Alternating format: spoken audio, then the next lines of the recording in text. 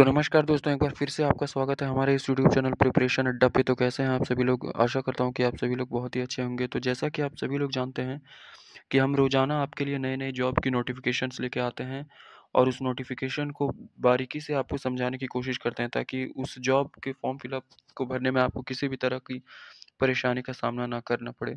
उसी क्रम में हम आपके लिए फिर से एक नया जॉब नोटिफ़िकेशन लेकर आए हैं और ये एक बहुत ही अच्छी वैकेंसी रहने वाली है, क्योंकि एक ऑर्गेनाइजेशन के पॉइंट ऑफ व्यू से ये बहुत बड़ी संख्या में यहाँ पे पदों पर भर्ती होने वाली है। तो चलिए बिना बिना देर किए इस वैकेंसी को मैं आपको बताने की कोशिश करता हूँ कि ये कौन-सी वैकेंसी निकली है और इस वैकेंसी के लिए क्या-क्या क्वालिफ़िकेशन, योग्यता वगैरह मैं सारी चीज़ें आपको बताने की कोशिश करता हूँ।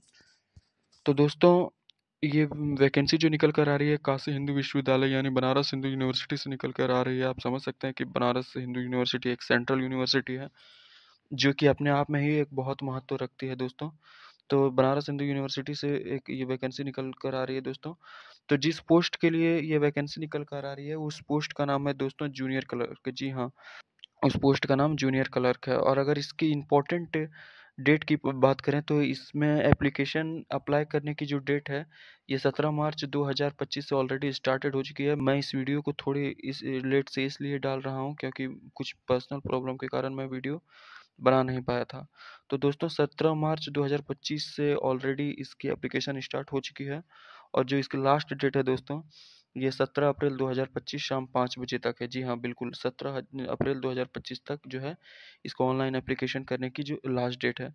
और इसकी ऑफलाइन जो सबमिशन ऑफलाइन एप्लीकेशन सबमिशन करने की जो डेट है, ये 22 अप्रैल 2025 तक शाम 5 बजे तक है। तो ये ऑफलाइन एप्लीकेशन सबमिशन करने का ये लफड़ा क्या है, इसको मैं आगे डिस्कस करूँगा। चलिए पहले बाकी सारी चीज़ों के बारे में हम समझ लेते हैं।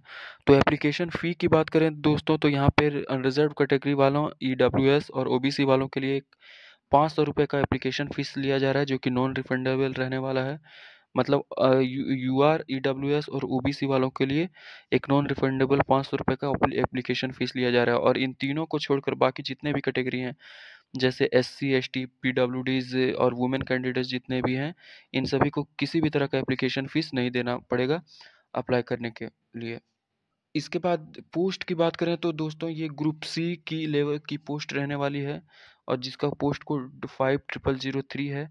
इसमें जो एंट्री लेवल की जो आपको पे मिलेगी, ये लेवल 2 की पे मिलने वाली है। और आप सभी लोग जानते हैं कि लेवल 2 की जो पे मैट्रिक्स है, ये 19,900 से शुरू होकर 63,200 तक जाती है। और इसके साथ ही आपको कई तरह के सेंट्रल गवर्नमेंट के जितने भी अलाउंसेस हैं, जैसे dearness allowance, DA, TA, HRA, children's allowance, LTC, ये सारे वगैरह आपको मिलने वाली है। और 8th पे कमीशन अप्लाई होने के बाद, जैसा कि आप सभी लोग जानते हैं कि 8th पे कमीशन पर मुहर लग चुकी है। 8th पे कमीशन अब शुरू होने वाली है। तो 8th पे कमीशन मिलने के बाद अगर आपकी जॉब इसमें लग जाती है, तो आपकी जो मिनिमम सैलरी होगी, ये अप्रोक्स 50-60 हज़ार रुपये तो होगी ही। ये एडमिनिस्ट्रेटिव सेक्टर की जॉब है दोस्तों। और इसकी जो पोस्ट का नाम है, मैंने आपको पहले ही बता दिया है कि ये जूनियर क्लर्क की पोस्ट है। पूरे पदों की संख्या, मतलब कितने नंबर्स ऑफ पोस्ट निकले हैं दोस्तों, उस पर अगर हम बात करें तो अनरिजर्व कैटेगरी वालों के लिए 80 पोस्ट हैं, ईडब्ल्यूएस वालों के लिए 20 पोस्ट हैं, एससी वालों के लिए 28 पोस्ट हैं, एसटी वालों के लिए 13, ओबीसी वालों के लिए 50 और पर्सन विथ डिसेबिलिटी वालों के लिए 8 पोस्ट वैकेंट किए गए हैं। तो ये कुल मिलाकर लगभग 190-98 पोस्ट हैं दोस्तों। और एक ऑर्गेनाइजेशन के पॉइंट ऑफ व्यू से देखें तो एक यूनिवर्सिटी में 198 पोस्ट जो है, बहुत बड़ी पोस्ट मानी जाती है। बहुत बड़ी संख्या में एक पोस्ट मानी जाती है दोस्तों। तो जैसा कि मैं आप लोगों को बता दिया कि ये पोस्ट का नाम जूनियर क्लर्क है और इसमें पे लेवल लेवल 2 की मिलने वाली है। अब एसेंशियल जो या फिर डिज़ायरेबल क्वालिफ़िकेशन की बात करें दोस्तों, तो ये एक बहुत ही सामान्य सी क्वालिफ़िकेशन आपसे माँगी गई है कि आपके पास सेकंड क्लास ग्रेजुएट का सर्टिफिकेट होना चाहिए, यानी आप सेकंड क्लास से ग्रेजुएट पास होने चाहिए। और 6 महीने का कंप्यूटर ट्रेनिंग सर्टिफिकेट जो है आपके हाथ में होना चाहिए। तो जितने भी ग्रेजुएट पर्सन हैं वो लोग खुश हो जाइए, क्योंकि एक सेकंड क्लास ग्रेजुएट की डिग्री आपके पास होना चाहिए और 6 महीने की कंप्यूटर ट्रेनिंग सर्टिफिकेट तो आपके पास होगी ही। और अगर आपके पास 6 महीने की कंप्यूटर ट्रेनिंग सर्टिफिकेट नहीं है, कंप्यूटर ट्रेनिंग सर्टिफिकेट बनवाना कोई भारी काम तो है नहीं। आप किसी भी प्राइवेट इंस्टीट्यूट से कंप्यूटर ट्रेनिंग सर्टिफिकेट बनवा सकते हैं। वहीं कंप्यूटर टाइपिंग टेस्ट की बात करें दोस्तों, तो एक कंप्यूटर टाइपिंग टेस्ट भी होगी इस वैकेंसी के लिए। आपको एक कंप्यूटर टाइपिंग टेस्ट भी देना होगा, साथ ही कंप्यूटर प्रोफिशिएंसी टेस्ट भी देना होगा। तो ये जो टाइपिंग टेस्ट रहने वाली है दोस्तों, ये क्वालिफाइंग नेचर की रहने वाली है, जिसमें अंग्रेजी में आपको 30 वर्ड पर मिनट और हिंदी में 25 वर्ड पर मिनट आपको टाइप करके दिखाना है। दोनों में से किसी एक चीज़ में, जैसे अगर आप अंग्रेजी चूज़ करते हैं तो अंग्रेजी में 30 वर्ड पर मिनट, या फिर अगर आप हिंदी चूज़ करते हैं तो हिंदी में 25 वर्ड पर मिनट आपको टाइपिंग करके दिखाना है। ये बस एक क्वालिफाइंग नेचर की जो टेस्ट होने वाली है, ये जो कंप्यूटर टेस्ट होगी, ये बस एक क्वालिफाइंग नेचर की टोस्ट टेस्ट होने वाली है। मतलब आपको बस क्वालिफाई करना है, इसके मार्क्स आप में नहीं जुड़ेंगे। यानी आप 50 वर्ड भी करते हैं तो इसके मार्क्स जो है, ये किसी भी तरह का वेटेज आपको नहीं दिया जाएगा। ये बस क्वालिफाइंग नेचर की रहने वाली है। अब जो इम्पोर्टेंट बात है दोस्तों, देखिए यहाँ पे लिखा गया है कि weightage of 4% marks for each year of service at least 240 days per year for daily wage rendered by daily wage contractual employee in the university up to a maximum ceiling of 20% mark in every criteria of assessment. Written test demonstration will be allowed in non-teaching group C position on regular basis. इसका मतलब कहा जा रहा है दोस्तों कि अगर university campus में कोई भी कॉन्ट्रेक्चुअल वर्कर है या फिर डेली वेजर्स है, जिसकी जो ईयरली अगर अटेंडेंस 240 दिन कम से कम रही है, तो उसे 4% का पर पर ईयर के हिसाब से 4% का वेटेज मिलने वाला है। किस में वेटेज मिलने वाला है दोस्तों? तो रिटन टेस्ट में उसको 4% का वेटेज मिलने वाला है, डेमोन्स्ट्रेशन और स्किल टेस्ट में भी 4% का वेटेज मिलने वाला है, और जो मैक्सिमम वेटेज जो रहेगी वो 20% तक रहने वाली है। तो आप सोच सकते हैं कि कितना बड़ा फ़ायदा मिलेगा उन कॉन्ट्रेक्चुअल वर्कर या डेली वेजर्स को, जिन्होंने कम से कम 240 डेज ईयरली अटेंडेंस अपनी दिखाई है। तो उन लोगों के लिए तो एक बहुत ही बड़ी फ़ायदे की बात रहने वाली है दोस्तों। हालाँकि नॉर्मल कैंडिडेट, जनरल कैंडिडेट का क्या, चलिए अब बात करते हैं और भी कुछ इम्पोर्टेंट चीज़ों की। दोस्तों अगर पासपोर्ट साइज़ फ़ोटो और सिग्नेचर की बात करें, तो इसमें पासपोर्ट साइज़ फ़ोटो और सिग्नेचर को 50 केबी तक रखने के लिए कहा गया है। 50 केबी की साइज़ में पासपोर्ट साइज़ फ़ोटो और सिग्नेचर को रखना होगा, ताकि अपलोडिंग के समय किसी भी तरह की प्रॉब्लम ना हो। अगर किसी भी तरह की एक टेक्निकल प्रॉब्लम अगर आपको होती है फॉर्म को फिल करने में, तो आप requirement@bhu.ac.in पर जो है मेल कर सकते हैं जो भी प्रॉब्लम है आपको, तो उधर से आपको रिप्लाई ज़रूर आएगा और आपकी प्रॉब्लम को सॉल्व करने की कोशिश की जाएगी। तो देखिए दोस्तों, कहा जा रहा है कि please note that no change can be made after final submission of application form. So before submission, please ensure that all the entries made in online application form are corrected. इसका मतलब साफ है दोस्तों कि अगर आप किसी भी तरह की गलती करते हैं फॉर्म फिलअप करने में, ऑनलाइन फॉर्म फिलअप करने में किसी भी तरह की गलती करते हैं, तो आपको उससे फाइनल सबमिशन के बाद जो है एडिट करने का मौका नहीं दिया जाएगा, या फिर किसी भी तरह की करेक्शन विंडो या करेक्शन की डेट नहीं निकाली जाएगी। यानी एक बार जो आपने फाइनल सबमिट कर दिया, इसके बाद गलत एंट्री कर दी है, तो वो किसी भी तरीके से एडिट नहीं किया जा सकता है। अब हम अगर एग्ज़ामिनेशन प्रोसेस की बात करें दोस्तों, तो यहाँ पे एक साफ शब्दों में लिख दिया गया है 9 नंबर पॉइंट पे कि the university shall conduct a written test further a computer proficiency test followed by a skill test to assess the knowledge of uses of computer MS Office and similar to require for day-to-day official uses। मतलब कहा गया दोस्तों कि university सबसे पहले written test organise करेगी, जो कि कॉम्पिटिटिव नेचर की होगी। इसमें से जो भी लड़के क्वालिफाई करेंगे यानी पास करेंगे, उनको बाद में कंप्यूटर प्रोफिशिएंसी टेस्ट के लिए बुलाया जाएगा, जो कि एक क्वालिफाइंग नेचर की होगी, जैसे मैं आप लोगों को पहले ही बता दिया था। और साथ ही उनके साथ स्किल टेस्ट के लिए भी बुलाया जाएगा।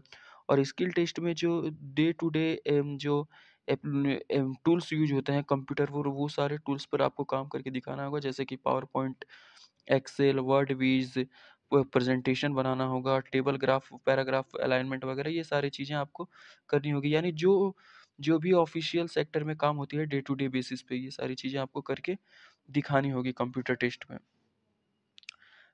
पॉइंट नंबर 10 में कहा गया है दोस्तों कि shortlisted candidate for each post will be called for verification of the original document.